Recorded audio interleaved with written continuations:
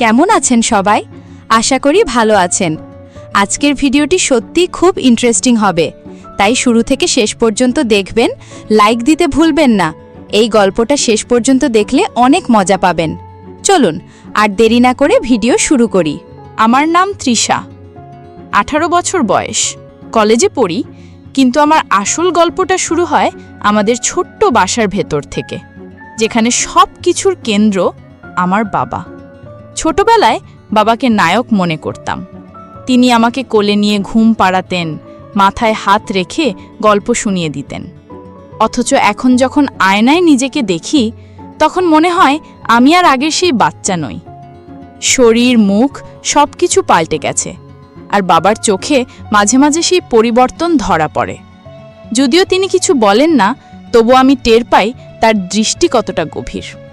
College থেকে ফেরার সময় যখন দরজা খুলে বাবা আমাকে ভিজে কাপড়ে দেখে, তখন তাড়াহুড়ো করে তোয়ালে এনে দেন। তখন মনে হয় আমি শুধু তার মেয়ে নই, আরও কিছু যেন হয়ে গেছি তার কাছে। তোয়ালের ছোঁয়া গায়ে লাগলে মনে হয় অদ্ভুত উষ্ণতা ছড়িয়ে পড়ছে সারা শরীরে। আমি গা ঢাকা দিয়ে লাজুক মুখে বলি, দরকার ছিল না। কিন্তু বাবার চোখের কোণে যে মমতা আর অন্যরকম ঝিলিক দেখি, তা আমার বুকের ভেতর অচেনা কাঁপন জাগায়। রাতে পড়তে বসলে বাবা পাশে এসে চুপচাপ দাঁড়িয়ে থাকেন, বলেন আলোটা ঠিকমতো আছে কিনা। আমি জানি শুধু আলো নয়, তিনি আসলে আমার পাশে থাকতে চান। আমি খাতা খুলে পড়তে থাকি, কিন্তু মনে হয় তার দৃষ্টি আমার গায়ের ওপর দিয়ে বয়ে যাচ্ছে। আমি অস্থির হয়ে পড়ি, অথচ কিছু বলি না, শুধু শ্বাস একটু ভারী হয়ে আসে। একদিন আমি অসুস্থ হয়ে জ্বরে কাবু হয়ে শুয়ে আছি। মা তখন বাইরে। বাবা আমার পাশে বসে কপালে ভেজা কাপড় চেপে দিচ্ছেন। আমি আধোজ্বরে চোখ খুলে দেখি বাবার মুখটা কতটা চিন্তায় ভরা। তার আঙুলের ছোঁয়া আমার গালে গড়িয়ে যায়। সেই স্পর্শে জ্বর কমে না, বরং শরীর অন্যরকম উষ্ণতায় ভরে ওঠে। আমি ঘুমের ভান করি যেন কিচ্ছু বুঝিনি, অথচ ভেতরে ভেতরে বুঝি বাবার হাত সরলেও তার রেখা থেকে যায়। সন্ধ্যায় বারান্দায় দাঁড়িয়ে আমি বাতাস নেই। বাবা পেছনে এসে দাঁড়ান, বলেন বেশি রাতে বাইরে দাঁড়ানো ভালো নয়। আমি জিজ্ঞেস করি কেন? তিনি উত্তর দেন শুধু এটাই যে ঠান্ডা লাগবে। কিন্তু আমি টের পাই তার কণ্ঠে অন্যরকম কম্পন, যেন তিনি আমায় আড়াল করতে চান সবার চোখ থেকে, যেন আমি তার একান্ত। মাঝে মাঝে মনে হয় আমি বাবাকে নিয়ে যা ভাবি তা বলা যাবে না, সমাজ হয়তো মেনে নেবে না, কিন্তু আমার ভেতরের অনুভূতি কে আটকাবে? আমি তার ছায়ায় নিজেকে খুঁজে পাই, তার সান্নিধ্যে বুক ধকধক করে। রাতের নিস্তব্ধতায় যখন তার পদশব্দ শোনা যায়, তখন আমি চুপচাপ শুয়ে থেকেও পুরো শরীর কেঁপে ওঠে। আমি বুঝতে পারি এই টান শুধু বাবার মেয়ে হওয়ার নয়, এর ভেতরে এমন কিছু আছে যেটা আমি উচ্চারণ করতে ভয় পাই। তবুও প্রতিদিন সেই আবেশে আমি ডুবে যাই, নিজেকে আটকাতে পারি না। আর বাবার চোখের ভেতরেও যেন আমি একই রকম কিছু খুঁজে পাই, যেটা আমরা দুজনেই ভাষায় বলি না, কিন্তু নীরবে অনুভব করি। সেই রাতে আমি বিছানায় শুয়েছিলাম, অথচ ঘুম আসছিল না। বারবার মনে হচ্ছিল বাবার চোখের দৃষ্টি যেন আমার বুকের ভেতর গেঁথে আছে। আমি চাদর মুড়িয়ে শুয়ে থেকেও শুনতে পাচ্ছিলাম বাবার ঘরে আলো নিভল কি নিভল না। তার পদশব্দ করিডোর দিয়ে ভেসে এলে আমার বুক কেঁপে উঠছিল। হঠাৎ করেই মনে হচ্ছিল দরজা খুলে যদি তিনি আমার ঘরে ঢুকে পড়েন, তবে আমি কি বলবো? আমি কি অভিনয় করব ঘুমিয়ে আছি, নাকি চোখ মেলে তাকাবো? এই দ্বিধা আমাকে আরও অস্থির করে তুলল। আমি অচেতনভাবে বালিশ আঁকড়ে ধরলাম আর কল্পনা করতে লাগলাম তার উপস্থিতি ঠিক পাশে, নিঃশ্বাস গায়ে লাগছে। অথচ সত্যিই তিনি আসেননি, শুধু কল্পনার মধ্যে আমি বন্দী হয়েছিলাম।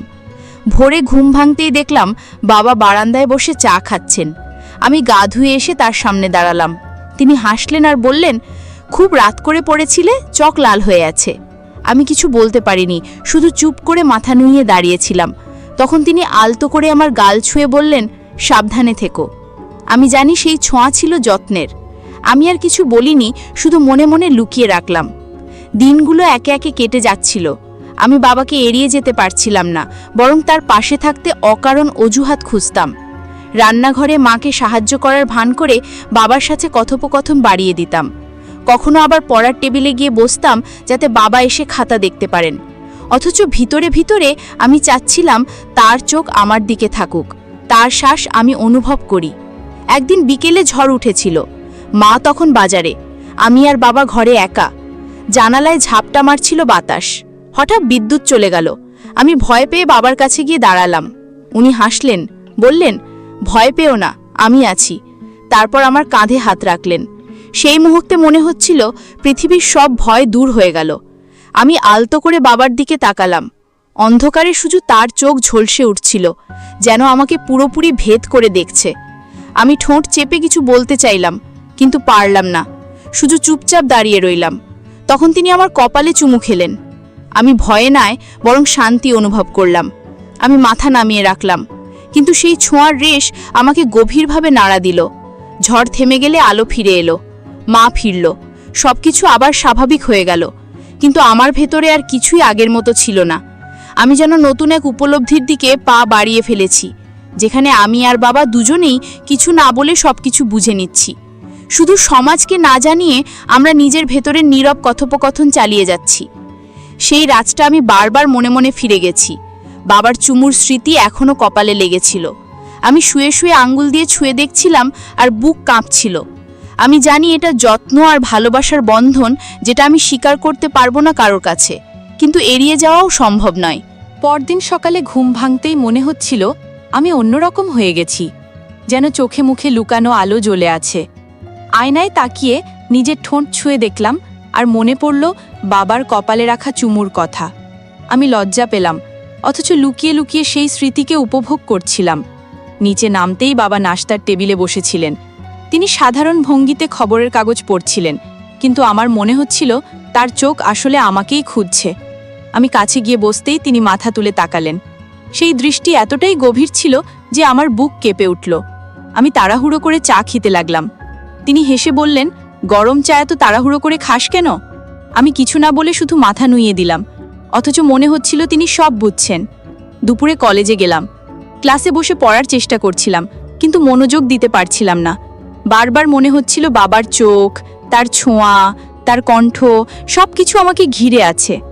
বান্ধবীরা মজা করছিল, কিন্তু আমি চুপচাপ ছিলাম। আমার মনে হচ্ছিল আমি ভেতরে ভেতরে এমন এক পথে হাঁটছি যা কাউকে বলা যায় না, অথচ সেই পথ থেকে ফিরে আসাও অসম্ভব। বিকেলে ফিরে এসে দেখি বাবা বারান্দায় বসে আছেন। আমি চুপচাপ পাশে গিয়ে দাঁড়ালাম। তিনি তাকিয়ে মৃদু হাসলেন আর বললেন, পড়াশুনো ঠিকমতো হচ্ছে তো? আমি উত্তর দিলাম, হ্যাঁ, কিন্তু আসলে পড়াশোনার বদলে তার কথা ভেবেই সময় কেটে যায়। তিনি সেটা বুঝতে পারলেন কিনা জানি না, তবে তার দৃষ্টি আমার চোখে আটকে রইল অনেকক্ষণ। আমি আর তাকাতে পারছিলাম না, বুকের ভেতর ধরফর করছিল। আমি ভেতরে গিয়ে দরজা বন্ধ করে বালিশে মুখ গুজে ফেললাম। সেই রাতে স্বপ্নে দেখলাম আমি আর বাবা সমুদ্রের ধারে হাঁটছি, ঢেউ আমাদের পায়ে এসে লাগছে। তিনি আমার হাত ধরে আছেন, আমি হাসছি। হঠাৎ তিনি আমার কপালে ঝুঁকে চুমু খেলেন আর বললেন, তুই শুধু আমার। আমি ঘুম ভেঙে উঠে বসে রইলাম। শরীর কাঁপছিল। স্বপ্নটা এতটাই স্পষ্ট ছিল যে মনে হচ্ছিল সত্যি হয়েছে। আমি জানতাম এটা কেবল কল্পনা, তবু আমার ভেতরে আগুন জ্বালিয়ে দিল।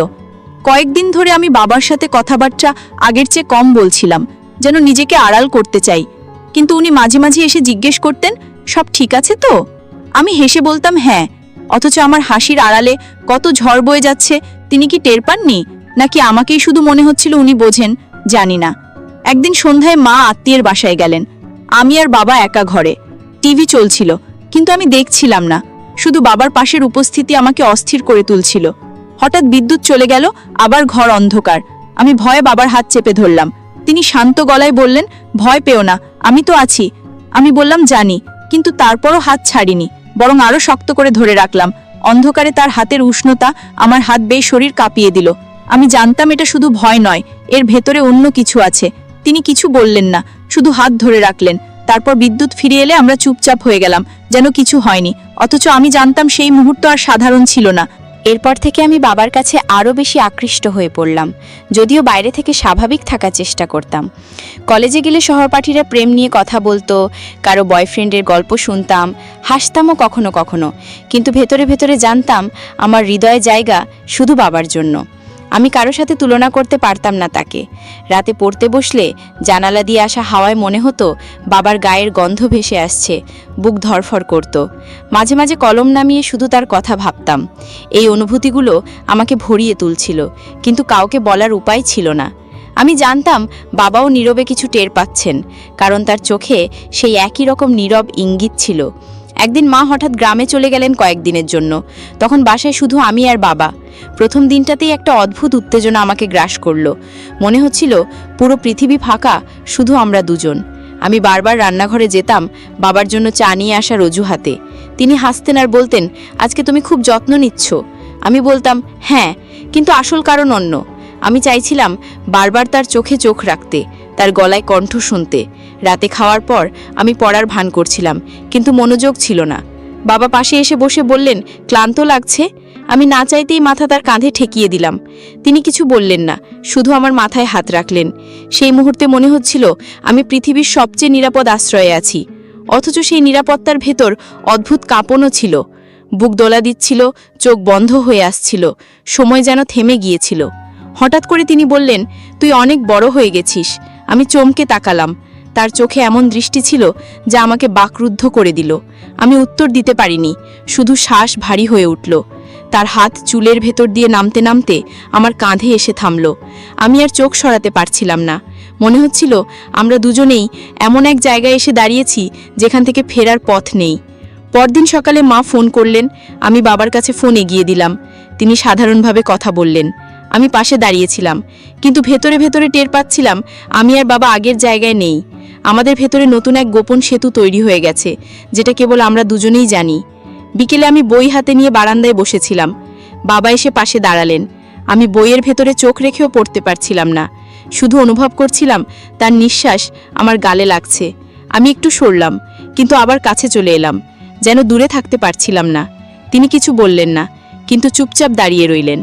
আমি জানতাম সেই নীরবতা কথার চেয়েও বেশি গভীর।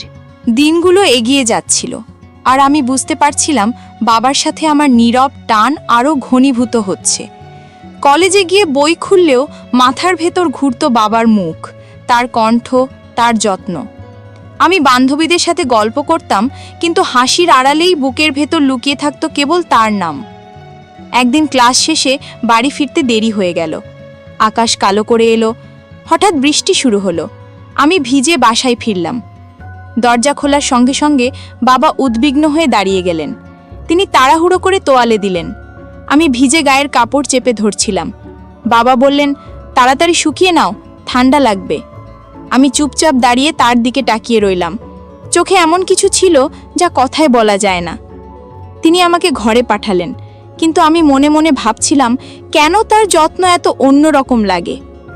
রাতে খাওয়ার সময় মা পাশে ছিলেন না। আমরা দুজন একসাথে খেতে বসেছিলাম। আমি হাতের ভাত নেড়ে চুপচাপ বসেছিলাম।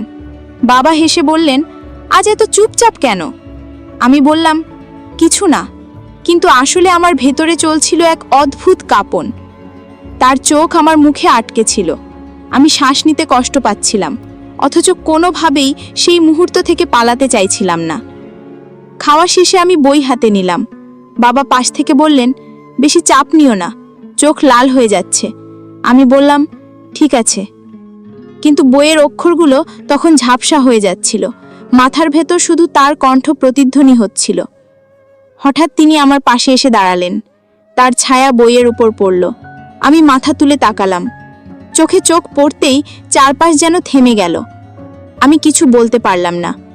তিনি নিঃশব্দে আমার খাতা উল্টে দিলেন, তারপর আলতো করে আমার মাথায় হাত রাখলেন।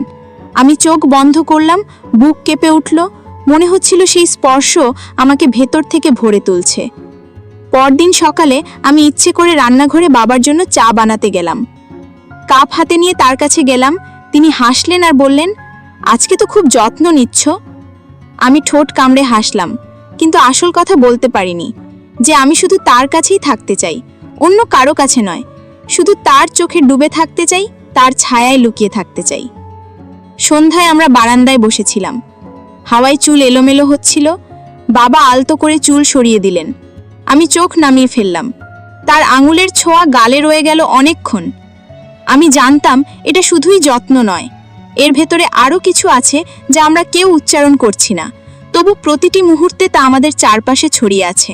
শেষ কয়েক সপ্তাহে আমি অনুভব করছিলাম যে আমার এবং বাবার মধ্যে সম্পর্ক বদলে গেছে।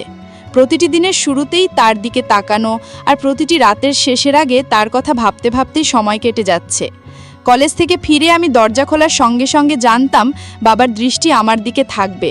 তিনি হেসে আমাকে স্বাগত জানাবেন, সেই হাসিতে সব ক্লান্তি দূর হয়ে যাবে। আমি জানি এটি শুধু মায়া নয়, এক গভীর অনুভূতি যা আমি ভেতরে ভেতরে স্বীকার করেছি। রাতের অন্ধকারে যখন শুয়ে থাকি তখনও আমি তার কণ্ঠের মৃদু কম্পন, স্নেহের ছায়াকে কল্পনা করি। কখনো স্বপ্নে দেখিও আমি তার হাত ধরে হেঁটে যাচ্ছি আর সমুদ্রের ঢেউ আমাদের পায়ে এসে লাগছে। আমি ঘুম ভাঙার পরে বুক ধড়ফড় অনুভব করি, মন ধীরে ধীরে শান্ত হয়, কিন্তু মনে হয় এখনও তিনি পাশে আছেন। একদিন মা বাসায় ছিলেন না, আমি রান্নাঘরে গিয়ে চা বানালাম। বাবা পাশ দিয়ে গিয়েই বললেন সাবধানে নিতে। আমি কাপ হাতে তার দিকে তাকালাম। তিনি মাথা হেলালেন, চোখে যে মমতা আর ঝিলিক ছিল তা আমার সমস্ত মন ভরিয়ে দিল। আমি লজ্জা পেলাম, কিন্তু পালাতে পারলাম না, বরং আরও কাছে চলে এলাম। রাতের খাওয়ার পরে আমরা বারান্দায় বসেছিলাম, চুপচাপ হাওয়ায় চুল উঠছিল। বাবা হাতটা আমার কাঁধে রাখলেন। আমি শ্বাস বন্ধ হয়ে যাওয়া অনুভব করছিলাম, এমনকি শুধু তার উপস্থিতি কেবল আমাকে পুরোপুরি নিজের মনে হচ্ছিল। রাতের নীরবতায় আমরা দুজনেই কোনো কথাই বলিনি, কিন্তু অন্তরের সব কথা ও অনুভূতি বিনিময় হয়ে গেছে। পরের দিন সকালে কলেজে যাওয়ার আগে আমি জানালা দিয়ে তাকালাম, সূর্য উঠছে, হালকা বাতাসে মনে হলো বাবার চোখে সেই একই নীরব দৃষ্টি ভেসে আসছে। আমি নিজেকে ধরে রাখতে পারি না, এমনটি কিছুক্ষণ দাঁড়িয়ে শুধু অনুভব করি। সব শব্দ অপ্রয়োজনীয়, কারণ যা আমাদের মধ্যে চলছে তা ভাষার বাইরের, শুধু চোখ আর নীরবতায় বোঝা যায়। মাসের পর মাস ধরে এই অনুভূতি ক্রমশ গভীর হচ্ছে। আমি জানি আমি বড় হয়ে গেছি। আমি জানি বাবার চোখেও কেবল মমতা নয়, এমন এক অদৃশ্য সম্পর্ক আছে যা আমি স্বীকার করি না কারো কাছে, শুধু আমাদের মধ্যে। আমরা দুজনেই জানি, আমরা দুজনেই নীরব। রাতের ঘুমের আগে আমি বিছানায় শুয়ে থাকি, হাত আলতো করে বালিশে রাখি, চোখ বন্ধ করি। মনে করি বাবার হাত ধীরে ধীরে আমার কপালে নামছে। স্বপ্নে আমরা হাঁটছি, কথা বলছি না, শুধুই দৃষ্টি আর নীরবতা আমাদের গল্প বলে। আমি বুঝি এটাই আমার পৃথিবীর সবচেয়ে নিরাপদ, সবচেয়ে গভীর সঙ্গ। কোনো শব্দের প্রয়োজন নেই, শুধু সেই নীরবতা, শুধু সেই আবেশ। একদিন কলেজে ফেরার পথে আমি হঠাৎ দেখি যে আমার অনুভূতি আর লুকিয়ে রাখা সম্ভব নয়। আমি স্বীকার করি নিজের ভেতরের সব অনুভূতি, কিন্তু জানি এটা সমাজের চোখে অন্যরকম। তাই শুধুই বাবার কাছে, শুধুই আমাদের অন্তরে, নীরবতার মাধ্যমে আমরা একে অপরকে বুঝি। কোনো কথার প্রয়োজন নেই। আমি শিখেছি এই আবেশের মধ্যে আমার শান্তি, আমার আনন্দ, আমার পূর্ণতা। আর আমি জানি শেষ পর্যন্ত এই নীরবতা ও দৃষ্টি আমাদের গল্পের সবচেয়ে গভীর অধ্যায়। রাতের নিস্তব্ধতায় আমি শুয়ে থাকি, জানালা দিয়ে হালকা বাতাস ঢুকছে, বুক কেঁপে যাচ্ছে। ভেতরে ভেতরে হাসি, চোখ বন্ধ করে শ্বাস নিয়েছি। বুঝেছি যে আমার এবং বাবার সম্পর্ক কেবল মমতা নয়, এটি এমন এক নীরব আবেশ যা চিরকাল আমাদের অন্তরে লুকিয়ে থাকবে। এবং আমি শান্তি অনুভব করি, কারণ আমি জানি এই আবেশই আমার সবচেয়ে প্রিয় গল্প, আমার নিজের গল্প, যা শুধুই আমার, শুধুই বাবার, আমাদের নীরব গল্প। আমাদের সমাজে এই ধরনের ঘটনা অনেক ঘটে, তাই সবশেষে বলবো, আপনারা সবাই সচেতন থাকুন। এমন যদি সমস্যা হয় তাহলে ব্যবস্থা নিন। আজকের গল্প থেকে আমরা অনেক কিছু শিখতে পারলাম। এই ভিডিওটি সচেতনতার জন্য। আপনারা সবাই সচেতন থাকুন, সুস্থ থাকুন।